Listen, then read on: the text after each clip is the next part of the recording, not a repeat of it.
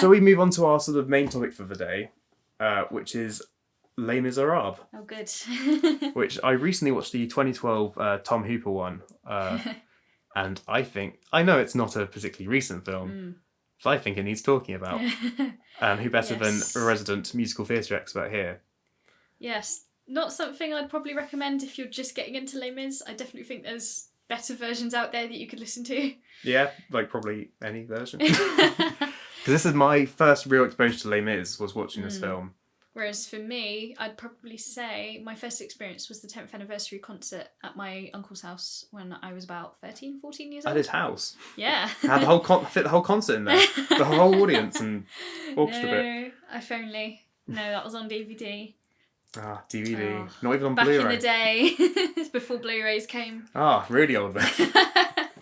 Yep. But yeah, so Les Misérables, the 2012 film is sort of, it's interesting to think about, considering it's sort of neither one way nor the other did it really get a proper critical... No. No one really loved it, no one really hated it. And there was no sort of I mean, when I saw it opinion. at the time, I was like, oh my god, look, it's great. And then sort of as I sort of watched it again, I was a bit like, oh, maybe it wasn't as great as I thought it was. Yeah. Sort of coming out of the phase of like, oh, it's the best show I've ever seen kind of thing. I mean, the thing is as well, because it's probably one of the only major cinematic adaptations of the musical, rather than, I think, the original novel. Because there is at least one other Les Misérables film that predates it. As far as I know, I think there's a few, but I don't think many of them, if any at all, are musical sort of orientated. It's more sort of... Because I think the BBC released a drama recently that was basically telling the story, but without singing. Yeah, I think that's an adaptation of a novel rather than the hit musical, of which has become, in many ways, more famous than the novel, I'd probably say. And also the fact that it's such a high-profile, high-budget adaptation as well. Yeah, I mean, considering like when it first opened, like all those years ago, like back in France, it wasn't even that successful. So it's really interesting to see how it's now gone on to become the longest musical of all time. Longest musical of all time. Longest running. You know what I mean. The new 5-hour cut of Les Misérables. Well, I mean, trying to condense 2,500 pages into a musical. Is it 2,500? It is. That's longer than War and Peace. It's pretty much, I think it's nicknamed The Brick because it's so thick. I've got the book somewhere at home. The Brick, because it's thick. Because it's thick. I've got the book at home somewhere and I haven't got around to reading it yet because I'm going to be there for like a year trying to read it. Well, now, self-isolation, you've got the perfect excuse. That's true. But yeah, speaking of length, because the 2012 film was, I think, 2.5 hours, maybe 2 hours 40. And I think one of the problems of it is it really feels longer than that. Like, it really starts to drag, and I can't comment for the original stage which I imagine runs a lot smoother. Yeah, definitely. But there's definitely something quite clunky about the way the film was paced, where I felt even something like Tarkovsky's Stalker felt less, like, felt shorter than Les Misérables. And that's saying something. And that's also 10 minutes longer as well. But yeah, so the main thing of Les Misérables, probably the kernel of today's discussion, is casting. Yes. Because I think the biggest flaw of all of Les Misérables is the casting of such actors as Russell Crowe. Which I mean, a lot of people probably already know exactly what I'm talking about. Yes. But to a lesser extent as well, there's Hugh Jackman, Anne Hathaway, Sacha Baron Cohen, Helena Bonham Carter, all very famous screen presences and actors and actresses. Yeah. But not necessarily renowned for musical talent. I mean, to be fair, Hugh Jackman has been in musicals in the past. So I think out of the main sort of the well-known ones, he's probably... I'd say he's probably, out of all of those, I'd say he's probably the best of them in terms of his Les Mis performance. Yeah. That's why they wrote that song in there for him, you know, yeah. get the Oscar for new original song or whatever. Which didn't even win, which is just funny. I mean, it was unnecessary, in my opinion. I mean, in the show, that whole bit doesn't happen. It literally just transitions straight from, oh, she's a kid, suddenly she's an adult, and they're somewhere else now. So the uninitiated, because all the songs are new to me, which bit is the new song? So that's, without trying to give away too many spoilers. Oh, is it near the end? No, it's at the start where he's just managed to get away with young Cosette before she transitions to become an adult. Oh, okay. And just like that. He's sort of taken on the responsibility of being her father figure in her life. Right. But yeah, that's not in the show. No. And I think a lot of people have voiced opinions on not really enjoying that song much. But well, I think it's strange as well to hear when people are so attached to the musical and know it inside out, to then have another song. Yeah, I mean, I think they could have put one in, but I feel like it had to sort of fit more with sort of like the whole sort of overall musical theme of it in terms of like what they were using, like instrument wise, etc. But yeah, so so Russell Crowe's an interesting case though, because I think he is actually. I think he's in a rock band. From my understanding. He's trained in singing, but not the difference is he's not trained in musicals. He's trained in rock, which is a completely different discipline of singing. But what I find interesting is people do talk about him being like the sore thumb vocally of this film. I mean, I think there's definitely other people in there. Yeah, I think the thing is because it's the opening song, "Look Down," is where he's the most obvious with his. It's not sticking in. But the thing is, there's other points in the film where he's not actually that bad. No, I think there's bits. I think that's the same with a lot of them, though. There's bits where, like, you think, okay, yeah, they're quite good, and then there's other bits that you think, oh no, that's a bit pitchy, or that wasn't quite the right sort of note, kind of thing. So then there's a sort of an argument about whether you think it's more valuable, especially in a film adaptation, to have perfectly matched notes and sort of correct singing, or whether the acting and the performance is more important. I think that's definitely something with a lot of like sort of musical adaptations becoming into films, sort of the whole, do we cast it based on like their ability to sing, or is it more the acting side of it? Yeah, because I've seen arguments online saying that like, oh, I don't care that Anne Hathaway misses a few notes because the emotion of I Dreamed a Dream is so powerful that it doesn't matter that it's not perfect. Yeah. Which I think is a valid argument. Yeah, for that song, definitely, because it's like she's at like her lowest point in her life. Like, it's not necessarily going to be sung perfectly because she's obviously very upset about everything that's going on in her life. But sort of when you're thinking sort of like with Javert when he's singing his song Stars about trying to hunt down Jean Valjean, like that was a bit pitchy, and I feel like that kind of needed to be sort of more, not like perfect as such, but like more note sort of also accurate. Also, so weird about Russell Crowe is it's like, because when he sings like softer and quieter, he sounds alright, and it sounds like his normal like speaking voice. And when he starts belting out, his voice changes entirely. It's like a different tone and a different pitch. It's like, if he just dubbed that. Several takes probably. Well, that's the thing. There's also like it was recorded live on set as opposed to being overdubbed like a lot of musicals and they had the band playing in like a little earpiece in their ears. So it was very much. Is that unique to Les Mis then? Has that been done since? As far as I know, it's basically sort of the same in the show. There's the band at the front in the little orchestra pit and singing over it. But in terms of the film, I think in terms of musical theatre films, I don't think a lot of them will play sort of live as such. Like, I mean, thinking of Cats, for example, that definitely wasn't played live. Oh, God. Yes. It's strange that, like, it's the same director as Cats, Tom Hooper. And, like, because I saw something about after Cats release, people being like, well, you might have to confront the fact that Tom Hooper might just not be a good director. And I've seen Les Misérables, I'm like, sorry, were we not already considering? I mean, when I heard it was by him, I was kind of like, oh, that makes sense, kind of thing. I think that's another problem with Les Misérables, the film, is it seems like maybe it's badly directed. Like, there's a lot of elements going on. I think they're sort of... And definitely the whole, like, overall, like, cinematography of it, like, that was really, like... The cinematography and the editing like, is just sort of... The opening where they're actually, like, in the water, like, all the waves over them kind of thing. Like, you don't get that in, like...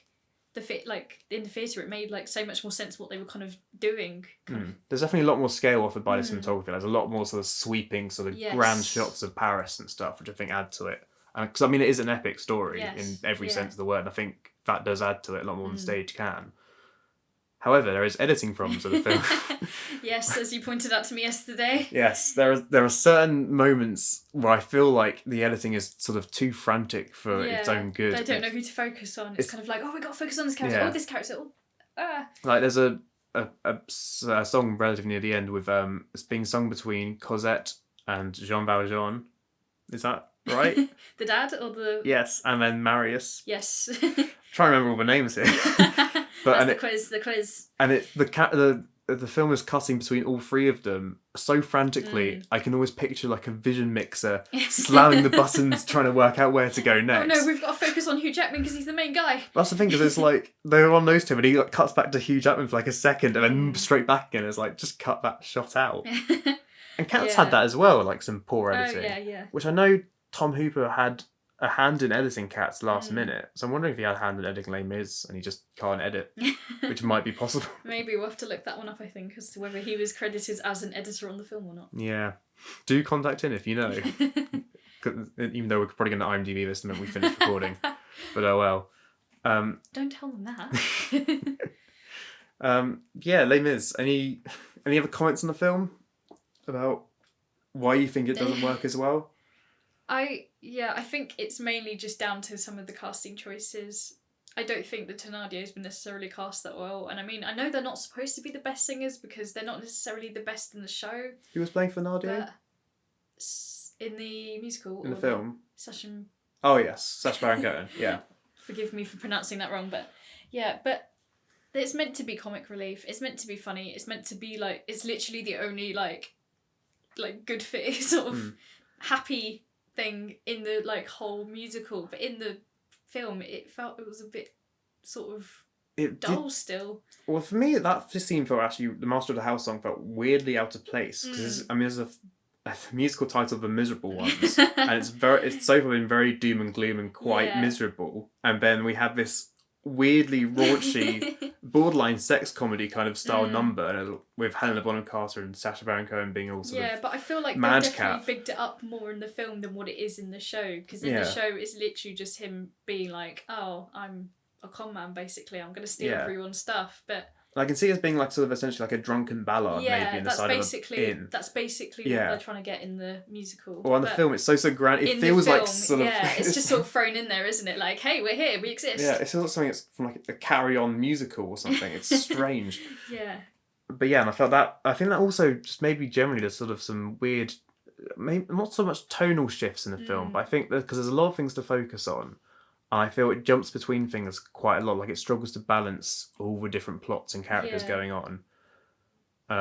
Like in particular, I think the romance of Cosette, I think is sort of, it seems to be sort of shoved in there quite quickly between the battles. Yeah, I feel like in the musical that's you're not going to sort of get much change between that. It is sort of very sudden.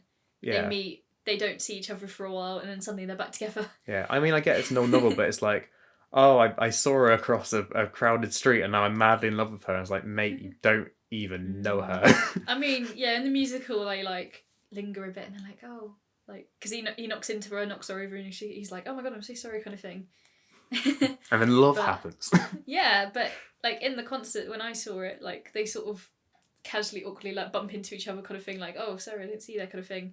So it's sort of like there is a bit of sort of chemistry there, whereas in the film it's kind of like, hey, I see you, and then it's like, oh, she's gone, okay. In the film it's literally like he just sees her and it's like it goes slow motion, he just stares at her and it's like, I am now in love. And she's not weirded out by that at all. Yeah, she just sees him at the gate and it's like, yeah, alright, I'm mad in love with you too. This is the first man I've seen in like years, apart from my dad.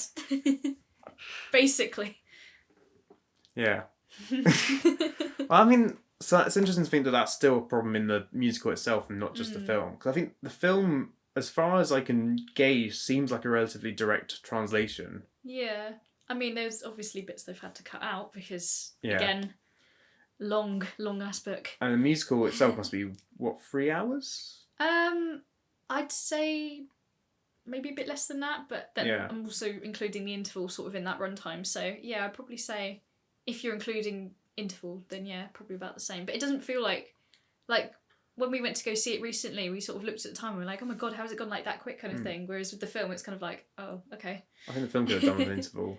Yeah. There are times when I checked the sort of the little meter at the bottom of Netflix that tells you how far you are through the film. I was like, oh yeah, we'll be about, like an hour or so through, and it's like 40 minutes. Like, but okay. you did sort of pick up where sort of the interval would have been should you have seen the show rather than the film. Which was... That's the other thing, there's all these sort of like jumps in time, which I find, which apparently are also in the musical, aren't they? Yeah. But it's like, because Jean Valjean, like, right at the beginning is like, oh no, I must start again and make a new life for myself. And then suddenly he's like, and now he's the mayor. I'm like, they kind of cut out him working his way up to that sort of role. That seems like it could be a film in itself. Like maybe that will be its sequel.